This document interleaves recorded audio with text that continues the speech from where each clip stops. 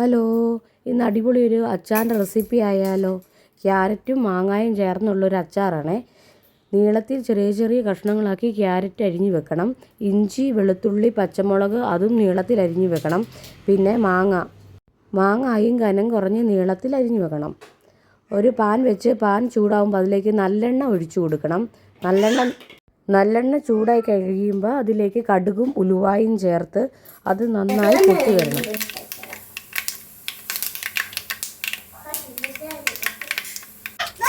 പൊട്ടി വന്ന ഇതിലേക്ക് നമ്മൾ കറിവേപ്പിലയും കൂടെ ഇട്ട് നമ്മൾ അരിഞ്ഞു വെച്ചിരുന്ന ഇഞ്ചി, വെളുത്തുള്ളി, പച്ചമുളക് അതും കൂടെ ചേർത്ത് നന്നായിട്ട് വഴറ്റിയെടുക്കണം.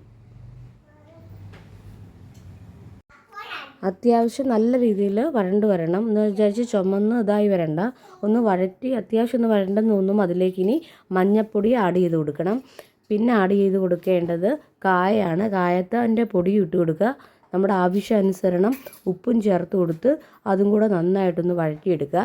ആദ്യം ഇതിലേക്ക് മാങ്ങ വേണം ഇട്ട് കൊടുക്കാൻ. മാങ്ങ അത്യാവശ്യം ഒന്ന് കുറച്ചൊന്ന് വഴണ്ട് വരണം.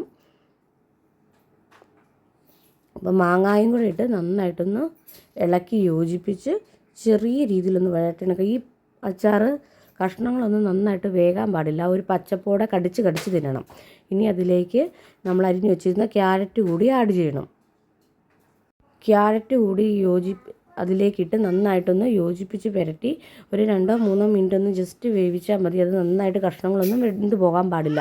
അത് കഴിഞ്ഞ് അതിലേക്ക് നമ്മുടെ ആവശ്യാനുസരണം വിനാഗിരി കൂടി ഒഴിച്ചു കൊടുക്കണം. എന്നിട്ടും ജസ്റ്റ് ഒന്ന് ഇളക്കുക. അപ്പോൾ ഇത്രയേ ഉള്ളൂ നമ്മുടെ ഈ അച്ചാറിൻ്റെ റെസിപ്പി.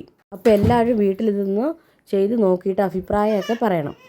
നന്നായി ചൂടാറിയതിന് ശേഷം നല്ലൊരു ചില്ലുഭരണിക്കകത്തിട്ടത് സൂക്ഷിച്ച് വെക്കാം. അപ്പോൾ ഇത് കഴിക്കുമ്പോൾ വലിയ മസാലകളൊന്നും ഇല്ലാത്തതുകൊണ്ട് നല്ല അടിപൊളി ടേസ്റ്റാണ്. അപ്പോൾ എല്ലാവരും നമ്മുടെ ചാനലൊന്ന് സബ്സ്ക്രൈബ് ചെയ്ത് ലൈക്ക് ചെയ്യണം. താങ്ക്